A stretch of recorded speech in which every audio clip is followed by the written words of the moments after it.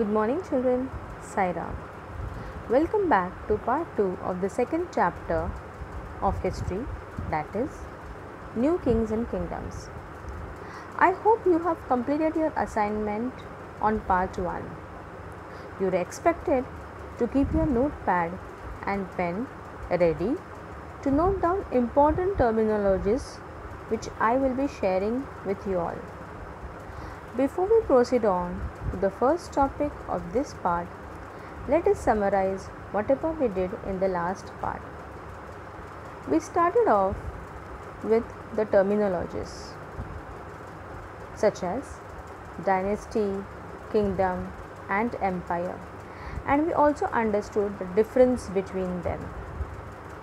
Then we started with the first topic, that is emergence of new dynasties. We saw that by 7th century there were big landlords or warrior chiefs in different regions of the subcontinent. The existing kings often acknowledged them as their subordinates or the samantas.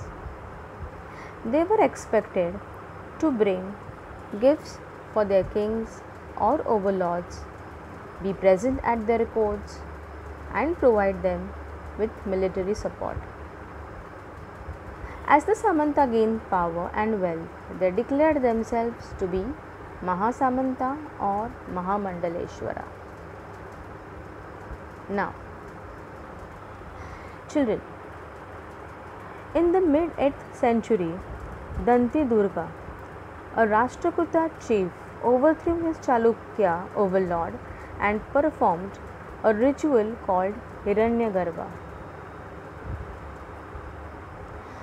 When this ritual was performed with the help of the Brahmanas, it was thought to lead to the rebirth of the sacrificer as a Kshatriya, even if he was not one by birth. We also saw that the Kadamba Mayura Sharamana and the Gurjara Pratihara Harishchandra were the Brahmanas who gave up successfully establishing kingdom in Karnataka and Rajasthan. Now, many of these new kings adopted high sounding titles such as Maharaja Adhiraja, Tribhuvana Chakrivartan, of the three, that is Lord of the Three Worlds. However, in spite of such claims, they often shared power with their samantas as well as with association of peasants, traders, and brahmanas. Now, children, in each of these states, resources were obtained from producers, that is peasants, cattle keepers, artisans, who were persuaded or compelled to surrender part of what they produced. Sometimes these were claimed as rent due to the lord who asserted that he owned the land. Now, after that, we also saw why these resources or taxes were used. These resources were used to finance the king's establishment as well as for the construction of the temples and forts. They were also used to fight wars, which in turn were expected to lead to the acquisition of wealth in the form of plunder, and also to access to lands as well as trade routes. Then we learnt about prashastis and land grants. Now, prashastis are the Sanskrit poems which are written by Brahmanas. They contain details that might not be literally true, but they tell us how the rulers wanted to depict themselves, such as valiant, victorious warriors, etc. Now, they were composed by learned Brahmanas who occasionally helped in administration. Now, kings often rewarded Brahmanas by grants of land. These were recorded on copper plates which were given to those who received the land. Each of the ruling dynasties was based in specific region. Now, these ruling dynasties, they tried to control other areas. One particular prized area was the city of Kannauj in the Ganga valley. For centuries, rulers which belonged to the Gurjara Pratihara, Rashtrakuta and Pala dynasties fought for control over Kannauj. Because there were three parties included in this long drawn conflict, historians describe it as the tripartite struggle. So, to demonstrate or show off their powers and resources, rulers used to build large temples. Thus, when one ruler attacked another, he also attacked the temples for plundering the abundant wealth of the temples. Now, children, in between 997 and 1030 AD, Sultan Muhammad Ghazni of Afghanistan, he extended his control over parts of Central Asia, Iran and the northwestern part of the subcontinent. Muhammad of Ghazni ascended the throne in 997 AD and he persistently attacked India 17 times between 1001 and 1027 AD. His objective was to loot the immense wealth of India and to spread Islam. During his attacks, he targeted wealthy temples. He looted the Somnath temple in Saurashtra and extended his empire from Kashmir to Kangra, Mathura, Gwalior and Kannauj. He looted the subcontinent every year and he used the money to create a splendid capital city of Ghazni. He was interested in finding out more about the people he conquered, and so he entrusted a scholar named Al-Biruni to write an account of the subcontinent. This Arabic work, known as the Kitab al-Hind, remains an important source for historians. He consulted Sanskrit scholars to prepare this account. Other kings who engaged in warfare include the Chahamanas, who later came to be known as Chauhans. They ruled over the region around Delhi and Ajmer.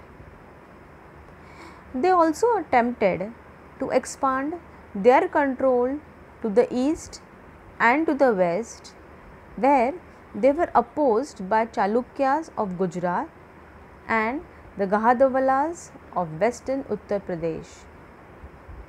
The best known Chahamana ruler was Prithviraj III.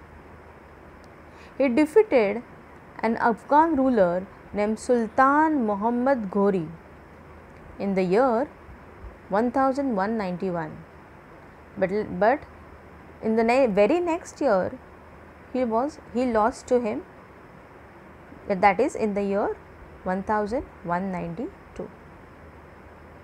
Now, let us take a look at next topic, that is the Cholas, dynasties, temples, sculptures and administration. The Chola Empire came into prominence in the middle of the 9th century. Its empire extended from the Indian peninsula to the large parts of Sri Lanka, Andaman and Nicobar Islands, Lakshadweep, Malaya, Java and Maldives due to the existence of strong navy. Prominent rulers of Cholas include Rajaraja Chola I, Rajendra Chola and Rajendra Chola II, who continued the annexation policy of the earlier rulers. Children, I am sure you must be wondering, how did the Cholas rise, or how did they came to power? A small chiefly family known as Muttarayyar held power in the Kaveri Delta. They were the subordinates to the Pallava kings of Kanchipuram. Now Vijayala, who belonged to the ancient chiefly family of the Cholas from Uraiyur, captured the delta from the Muttarayyar in the middle of the 9th century. He built the town of Thanjavur and the temple of goddess Nishumbashudhini there. The successors of Vijayala conquered neighboring regions, and the kingdom grew in size and also in power. The Pandyan and the Pallava territories to the south and the north were made part of this kingdom. Rajaraja I, the most powerful Chola ruler, became king in the year 985 and brought most of these areas under his control. He is also credited with reorganizing the administration of the empire. Rajaraja's son Rajendra I followed in his father's footsteps and continued with his policies. Now, let us take a look at splendid temples and bronze sculptures. Rajaraja and Rajendra built beautiful temples at Thanjavur and Gangaikonda Cholapuram. Now, each of this temple is an architectural marvel decorated with beautiful sculptures. Several of the Cholas temples became a center of a town which grew around the temples. Now, these temples were also centers of art and craft. All the temples were given land grants backed by the Chola kings. So, the produce from these lands were used to maintain all the specialists who worked at the temple and very often lived near it. Those are the priest, the garland makers, cooks, sweepers, musicians, dancers, etc. Thus, these temples were not only places of worship, but they were also hub of economic, social and cultural life as well. Amongst the crafts associated with the temples is the making of the bronze image, and it is one of the most special and characteristic feature of the Chola period. Can you see a beautiful sculpture over here, the bronze sculpture? It belongs to the Chola period. Chola bronze images are regarded to be one of the finest in the world. Most of the images are of deities, but some images were also of some important devotees as well. Children, just take a look at this beautiful picture. This picture is of Temple Brihadeshwara. This temple is Gangaikonda Cholapuram, the one about which I was talking to you earlier. Just look at the roof, the tapering roof. Look at the sculpture of this beautiful temple.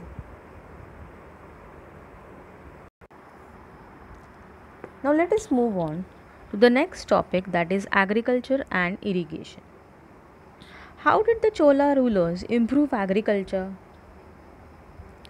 Development in agriculture were very much responsible for many of the achievements of the Cholas. The small branches of the river Kaveri, which frequently overflow, depositing fertile soil on both sides. This made the area very fertile and good for agriculture with constant water supply. It was only from the 5th or the 6th century that this area opened up for large scale cultivation. Forests were cleared and land leveled to make it suitable for cultivation. In the delta region, embankments were built to stop flooding and canals were also constructed to carry water to the fields. In many areas, 2 crops were grown in a year. It was during this time that artificial methods of irrigation were developed and used extensively along with the scientific methods of rainwater harvesting. All these were very actively taken up by all the Chola kings with the active participation of the people.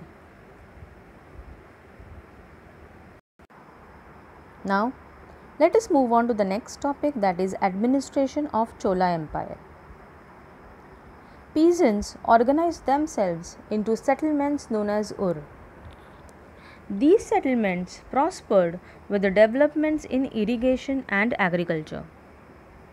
Groups of such settlements or villages made up a larger unit called Nadu. Apart from being responsible for collecting taxes and providing justice in disputes, the village council and the Nadu were given for several administrative functions. The rich peasants of the Vellalal caste exercised considerable control over the affairs of the Nadu under the supervision of the central Chola government. The Chola kings gave some rich landowners titles like Muvendavelan, that is, a Velan or a peasant serving 3 kings, Arayar, that is, chief, etc. Now, it was given as a mark of respect and entrusted them with important office at the center. Now, we have already read that the Brahmanas often received land grants or Brahmadeya. As a result of this, a large number of Brahmana settlements came up in the Kaveri valley as well as in the other parts of South India. Each Brahmadeya was efficiently administered by an assembly or sabha of important Brahmana landlords. The activities and decisions of these assemblies were recorded in detail in inscriptions, often on the stone walls of the temples. However, there were also a few associations of traders known as Nagarams, who also performed a few select administrative functions. Inscriptions that are found on the Uttar Merur in Chingliput district, Tamil Nadu, give us detailed descriptions of organization of the Sabha. Each Sabha had separate committees to look after irrigation works, gardens, temples, etc. Members to these committees were picked through a process where the names of those eligible to be the members of these committees were written on the small piece of palm leaves. These were then kept in an earthenware pot from which a young boy was asked to pick a ticket, one by one, for each committee. So children, this is the list of the terminologies which I was talking about earlier. I will tell you the meaning of each word. You may take down in your notepad. Just for your information, all these words are from your lesson, from your textbook itself, and the meaning is also given. First word is Samantas.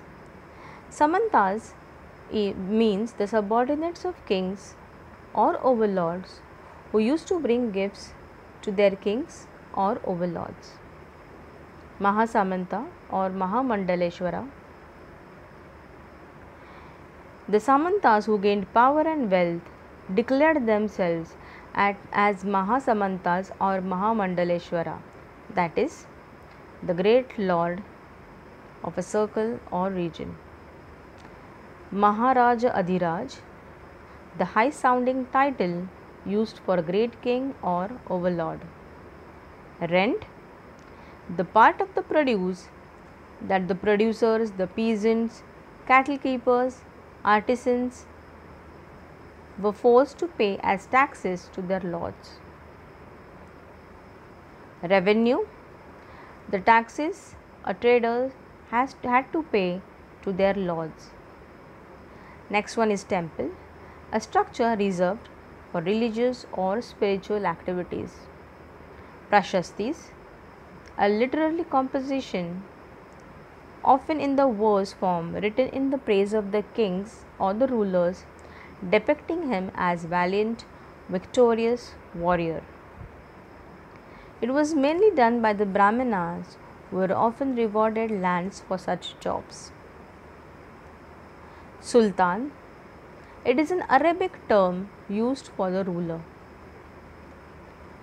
Ur, settlements of peasants. Nadu, group of Urs were called Nadu. Brahmadeya, it is a land given to Brahmanas as grant. Sabha, assembly of prominent Brahmana landlords. Nagarams, Nagarams, association of traders. Now children, let us take a small recap on whatever we have done till now. As I said, a small recap on whatever we have done in today's session. We started the session with warfare of wealth. Every specific region were ruled by different dynasties. They also tried to control other areas. One of the important area in the Ganga valley was the city of Kannauj. There was a tripartite struggle among Gurjara Pratihara, Rashtrakuta and the Chola dynasties over Kannauj for centuries.